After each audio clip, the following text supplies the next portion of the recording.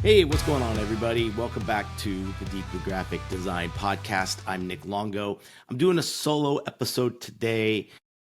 I had this really unique opportunity to speak at my campus. And when I was asked to do this, I really wanted to think of a unique topic and subject matter that's kind of like top of mind for all of us as creatives.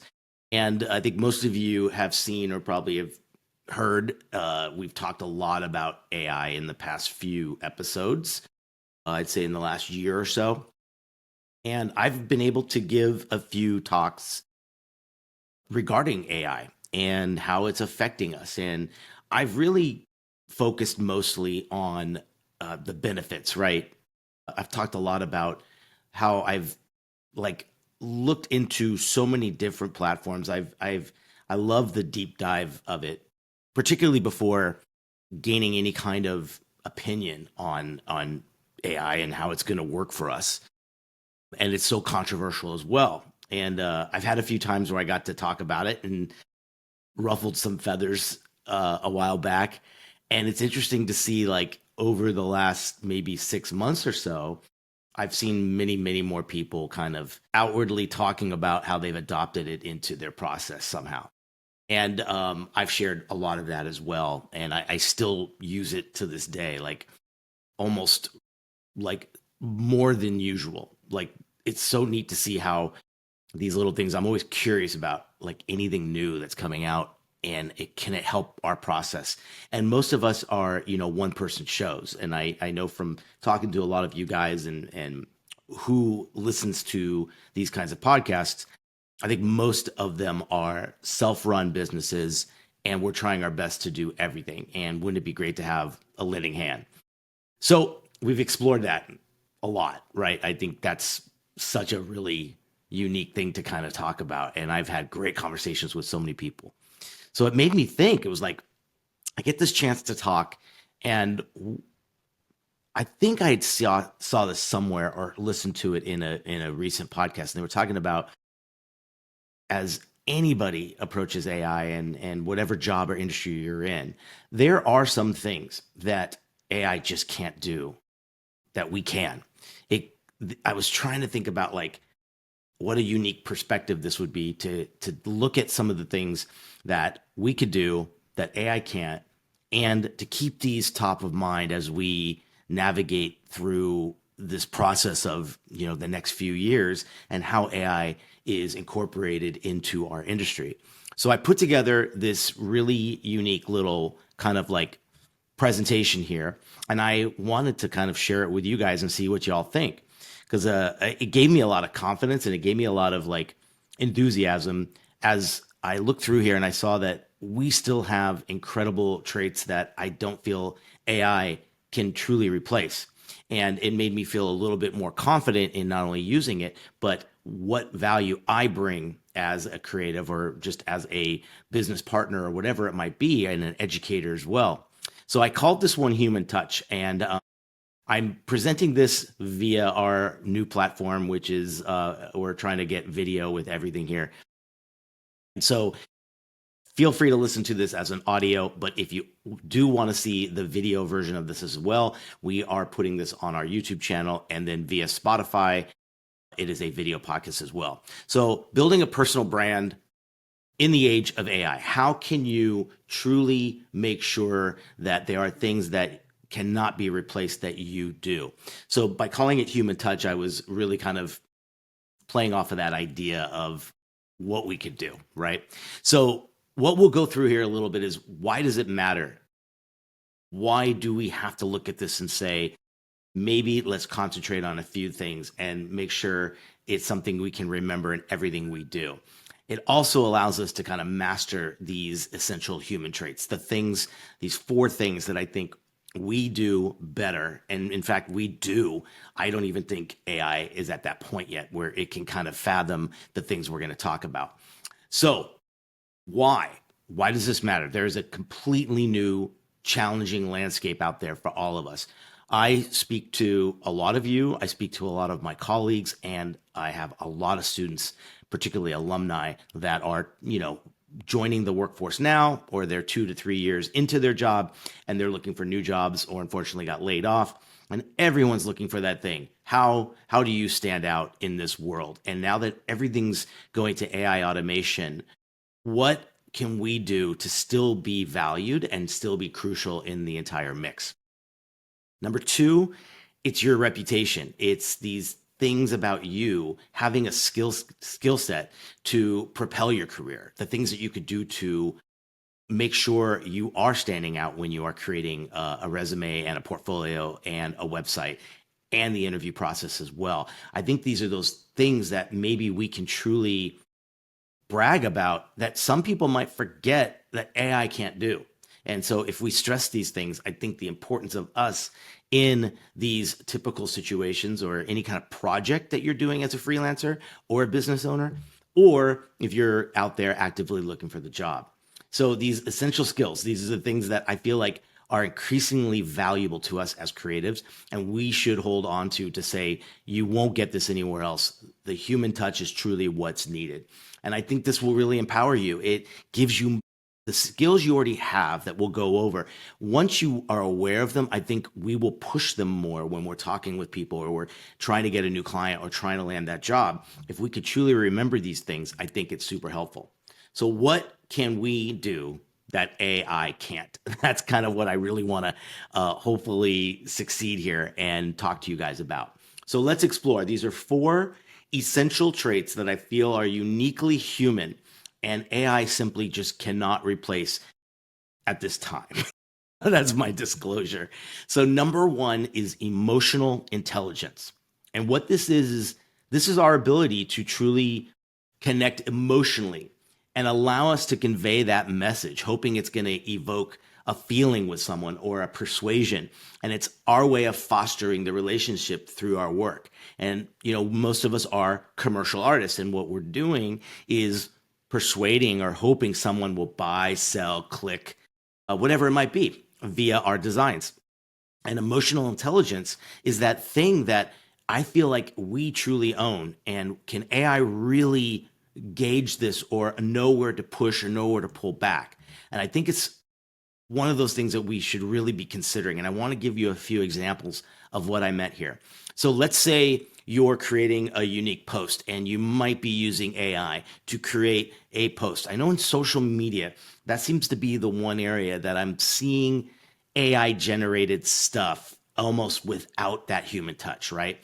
And let's say you were able to kind of prompt something and you get something like this. I'm showing a poster or a social media ad that says, get over it and move on, right? This encouraging, like, hey, grab life by the horns and take it. But what if this was produced for an organization that was focused on something a little more sensitive, like mental health awareness, or it was hoping to kind of help take someone out of a rut and give them something positive? Could AI create something like this? Yes. Now, the human person, us involved in this, would know to say, whoa, hold back. This kind of fails dramatically in terms of emotional intelligence. It's also completely misinterprets any kind of sensitivity that maybe that ad might have needed. So we get to kind of play that role of the guardian here on, is this emotionally correct? Is it working for the actual thing?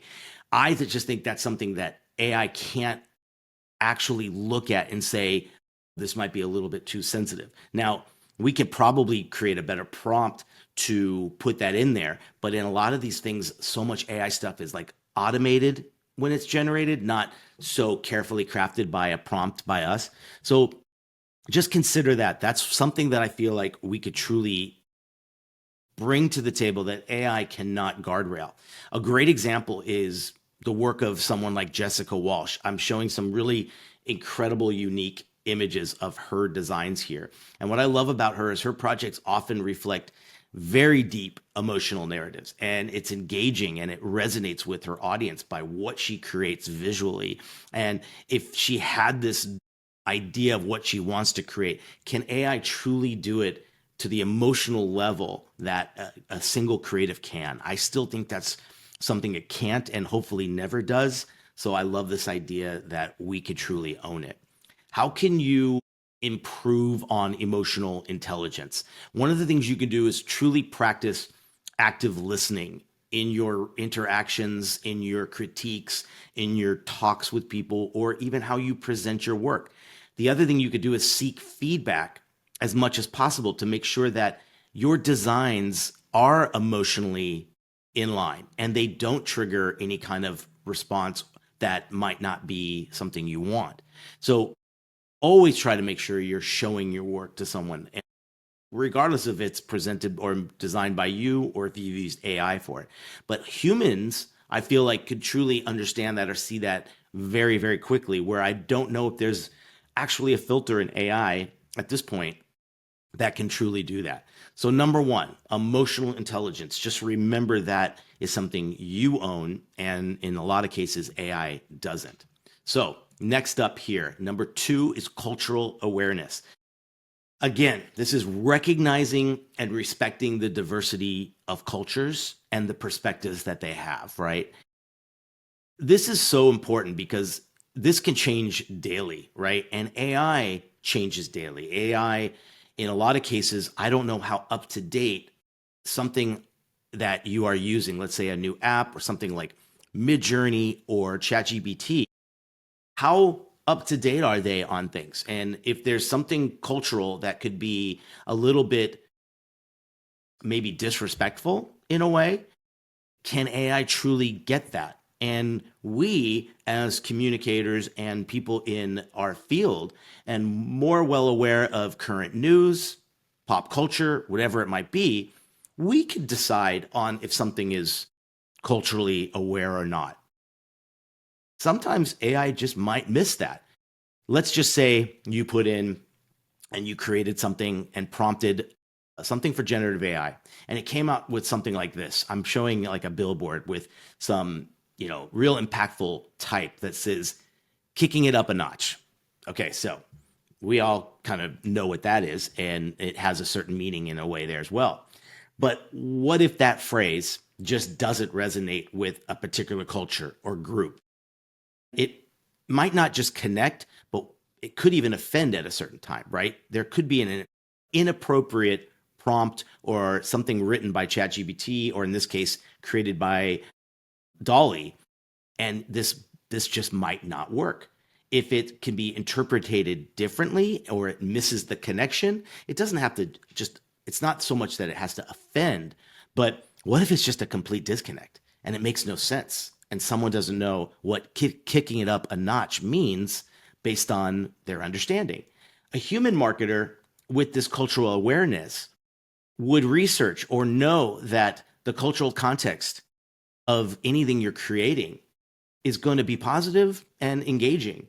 But we get to kind of, you know, be the judge on that. Is the message appropriate? Is it connecting? Is it making it right? I've been using this a lot and seeing many, many times. I will find kind of like read between the lines of any results I get. And a lot of times I'll see this little kind of like one sentence in a beautiful paragraph that just doesn't resonate or doesn't connect. And without us, that can go out and not connect. So another great way for us to kind of see that we offer this and AI can't really do it. A great example would be Tinker Hatfield and the legendary Nike designer. He always found ways to blend relevant and current cultural elements into a lot of his sneaker designs. It was always inspired by things that were happening either in pop culture or street culture. And he found these ways to blend it in there and almost pay respect to it and show off the beautiful kind of things that can come out of that particular art form. So he's a great example of where the cultural awareness of him just being a sponge and knowing what's in and looking through things and knowing what people connect with was able to do that in his work. How you can improve in cultural awareness? Well, immerse yourself in diverse cultures by attending different events or exploring different art forms. I think a lot of times too, we are so kind of like narrow minded in what we take as far as influence or aesthetics that we're looking up or trying to get research and inspiration for a lot of the work we work on. Go out of your typical bubble, right? Look at more and different things. Read materials from various perspectives as well. Maybe, we find ourselves just going to the same things over and over again. I'm so guilty of that so many times. I think in many, many times when I'm putting together research or something, I do go to those same things all the time. And maybe just make a habit of venturing out of your typical way and find yourself into new different things that you're exploring a different perspective in a different art form. That might be a great way for you to kind of understand cultural awareness a lot more. Now we're moving to number three. These last two, wow, they are powerhouses and they're so simple, but very hard to attain. Number three is taste. Wow. I've talked to so many colleagues and other designers, and I'm always stressing and finding new ways to teach taste to my students. And I've just come to the conclusion that it's not something you can truly teach. It's something you have to go through years and years of experience to build your own version of it. Taste is the refined ability to discern and appreciate beauty, quality, and style in design. So well said. That's such a great definition of what taste is. I still feel like that's something that's ever changing and ever growing, and you never stop learning. But I'm sure you can remember, like when you've seen someone like put together maybe a design or a style or an aesthetic, and the first thing you said was, "Whoa, that artist or that creative has such impeccable taste." And that's this culmination of all these things that come together and your way of creating something. Can AI truly replace us when it comes to taste? Can it make those calls when it's doing it? Here's a bad example of where I think, fails miserably. Thank God I haven't seen a really good logo generator or something out there in AI, because if you're like me and really kind of concentrate on branding or original artwork for brands and your clients, I've seen a lot of clients like start dabbling in that world. And what they could generate without us is something like this. I put in a prompt to say, hey, create a new logo for a coffee cafe on my campus where I teach at Cal State Northridge. And I asked for it to say CSUN Cafe, make a logo inspired by coffee and enthusiasm, positivity. I think I put in a few unique ones. What it created was something really weird. It's very busy. It's very overwhelming. It features maybe clashing colors. It might even lack like style and a lack of cohesion, right? Like there's just nothing that kind of feels collective, right?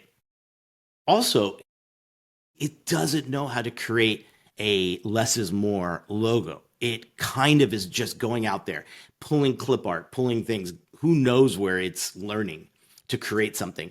And I've never seen a really good logo generated by AI. I think it still doesn't know how to funnel it into saying more with less. That's my favorite thing to talk about when you're creating a logo design. How do you say a lot with a little? A human designer, on the other hand, would know that there's principles that we've learned. There's things that we have instinction for. And is that a word? Things that we are know how to do when it comes to balancing color, typography, space, hierarchy, simplicity, right? I think it's still at this point where it's just all over the place. And that gives me a little bit of hope that you're like, okay, who knows? Fast forward to 10 years, can it create an iconic logo? It might. But for now, the one thing I want to sell to any client that's coming to me and saying, hey, we've explored a few concepts here and we've put in some prompts and we love what we got. Can you design something in this way? I will immediately say, before we even sign the contract, I appreciate you doing this and it's giving me maybe some idea of what you want, but that's not our process. in logo and in branding, we're going to start with content. We're gonna build that discovery deck. We're gonna have so much in your mission statement and your tone and your voice and everything. Then we'll design something. And I've noticed that I've been challenged to do this more because a lot of new clients are dabbling in this and they can go on a site and see something. And sometimes I don't even think, maybe I don't even know this, but maybe I missed out on an opportunity that someone didn't call me for a logo because they did one on some AI thing and they're just happy with it and they don't know the difference. This is our chance to make sure we stress how important it is for us to be a part of this thing, for you to partner with a seasoned graphic designer who knows how to do this. And I think this is that one area in so many ways that we truly do stand out, that you'd be lost if you went down this route and didn't consult with someone that is a human designer for something as simple and, as memorable and as important as a logo is for a company. I know a lot of those folks that are probably not calling us and going straight to this will probably wind up rebranding and coming to us in a heartbeat because it's just not going to work. It's very similar to when like all those logo tournaments and all these things came out where it was like $5 logos and you'll get 30, versions. And no, those never worked. When I had a client that went to those and said, you're just too expensive, I'm going to go here, the ones that truly care about their business, they came back and they were like, we now understand. So I think we're going to go through that same thing when it comes to how AI is doing this. So, taste examples. Paul Rand, my favorite of all time, the legendary graphic designer. His corporate logos to me have stood the test of time more than just about anybody. Talk about like never needing a rebrand. You look at the companies he's done, the UPS, ABC, IBM. They've maybe been tinkered with, or they've been refreshed over the years, but this guy he just knows exactly what he's doing because of taste, his distinct like aesthetic, and he's emphasizing simplicity and clarity, but yet full of character, right?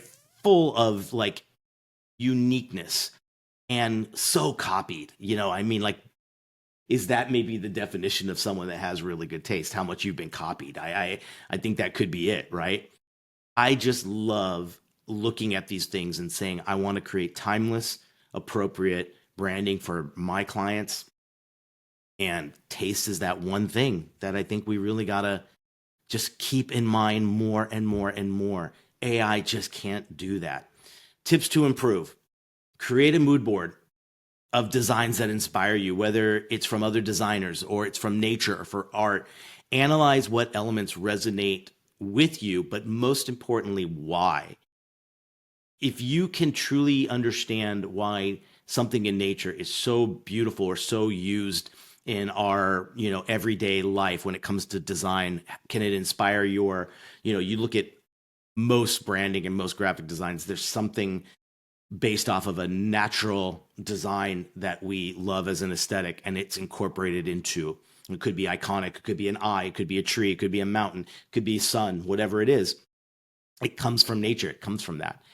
And just us getting inspiration from that and knowing how to appropriately do that, but also looking into other ways. What else can you do to get inspiration from? I think a great thing I've been trying to do is don't be so inspired by the typical mood board or the thing that we do all the time.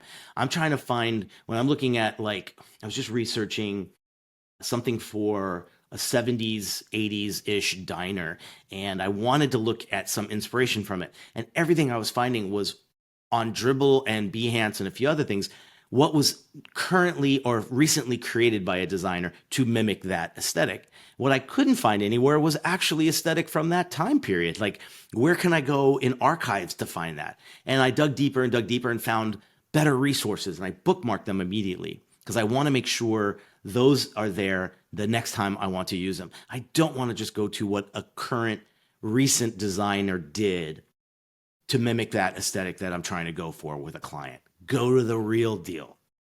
Go outside, get inspiration from nature. These are those things that, like, we keep saying we want to do. If we are worried about AI taking our jobs, I'm telling you, keeping up with this is going to be the game changer, and developing your taste and nurturing that all the time will never stop. You always get better and better when it comes to that. The last one, number 4, is judgment. And this, I think this goes hand in hand with taste. It's the ability to make informed decisions based on critical thinking and contextual understanding. It's about knowing when to take that risk and when to adhere to an established design principle. That is you on what, like 20, 30, 40 times a day, making a judgment call, what you say to a client, what you present to a client, what you say to your boss, what you say to your teacher, what do you say to a colleague? It's like your decisions you're making in each step of the process of a job you are working on. That judgment, that ability to make the decision, to push, to pull, whatever it might be, I still feel is something we own, 100%. Where can AI truly make that judgment on its own? It can make that judgment if you've prompted and you've given enough and you've built up like an incredible thread in, like, let's say ChatGPT, and you've put all that together and you've infused it with all of the creative and the direction and the insight and the brand you're building, let's say. Yeah, I'm assuming it could probably do that. But at its core, I think this is something we do. Now, as an example here, I'm showing off a AI generated social media post that I kind of prompted by saying, like, what does unleash your inner beast look like for an energy drink? And what it created was something really, out there, right? Big, bold, like graphic thing of this animal holding a soda can or an energy drink. And it's just this like, boom, boom, boom, boom, like, beast and great typography. And, still I look at this and go, holy crap, AI made this in like 30 seconds. But what if this was misaligned with the actual brand that someone wanted? This is where I think a client-driven brand kind of like exploration is going to fail. This might be in line with the brand. What if the brand wanted to really promote health and wellness and do it in a much more organic or real kind of aesthetic that's not in this over the top, almost like rebellious style that it created? What we get to do as the human marketer involved in this is put in our good judgment. This doesn't evaluate the emotional or social implications of maybe the tagline. If we said unleash your inner beast and it came out with this or we were asking for a tagline, let's say, and it's like, we want to do a health and wellness thing or whatever, and it created something and the client ran with it, but yet on the flip side, they wanted something that was much more promoting health and wellness in a more clean or safe way. AI doesn't know how to make that judgment. And will it create something like this in the wrong hands? If we weren't there to, I feel like, be the kind of the gatekeeper of judgment, this could have gone out and they might not have realized that this would not connect with the audience they wanted. If their whole point was to be more health and wellness, this is much more, Monster Energy or something like that. But if they wanted to create something a little bit more subtle and a little bit more, kind of just a different aesthetic, that is where it fails. Judgment, a great example, Iris Van Herpen, this fashion designer. I was looking up to see who has truly made great judgment calls when it comes to a creative career. And her innovative use of like technology and materials showcasing this like beautiful, exceptional judgment on her choices. And she pushes the boundaries, but it still maintains like this artistic integrity.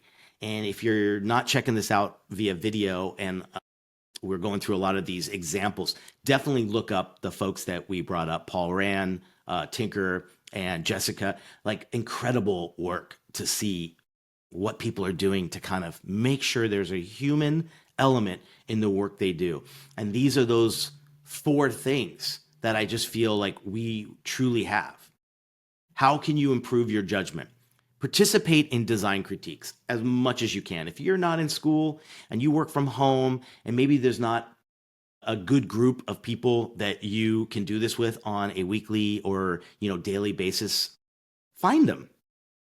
Do it, remotely, do it through Zoom. Find people that you can truly say, hey, I've got some work to show you. This is challenging yourself to like justify your design choices. And I've seen it when students really know their judgment, and they're presenting something that they've really, really thought of, and it justifies their design choices. And when they're presenting it, they're so confident because they've done that. Then I see on the flip side, when a student or designer hasn't done that, they don't have the rationale and they don't have the enthusiasm or that confidence to present well because maybe they didn't run it through their own judgment or show it to other people.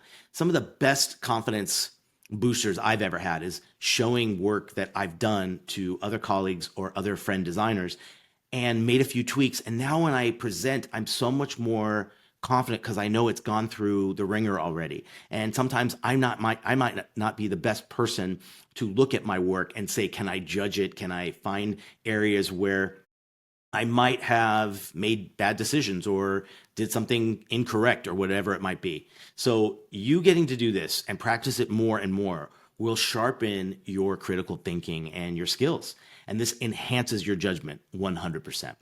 So these four things, the call to action is truly something that I think we all should be thinking about. Emotional intelligence, number one. Cultural awareness, number two. Taste, number three. And judgment, number four. This is that time for you to embrace these traits and figure out where you can use them. Even if you're not using AI, it's not even that's not even the case, right? It's more for the future proof of you as a creative and being a human that will work with other humans to create these things in the future. These four things are the things I really feel AI can't threaten us with right now. And why not embrace them? Why not figure them out? It's kind of like a survival guide and this rapidly changing design landscape. I mean, I follow so many unique individuals on social media that are all about this. And they really do have this pulse on new things and you name it. I love seeing that all the time. I want to know everything about it. But in addition to that, I want to master these four skills, enhancing my personal brand, enhancing my reputation, everything. I feel like that is a successful career in so many different ways. My call to action would be don't wait till it's too late. I know a lot of you maybe have jumped on social AI as well, just like I have. Some of you probably haven't. I know a lot of you kind of like don't want to have it at all. And that's your decision, right? But these four things I think are really strong pillars that we should have as creatives, however you work, in a big team, by yourself, one-on-one with clients, whatever it might be. And to take these actions, I really feel is something we should be doing. Remember, AI can assist in the creative process, but it will never replace the unique qualities that make you, you, that make us, us. So harness these human strengths and let it evaluate your craft to new heights. That's really what I wanted to talk about. I would love, love, love, love to hear your comments on this. Please let us know. You can reply in an audio thing on Spotify.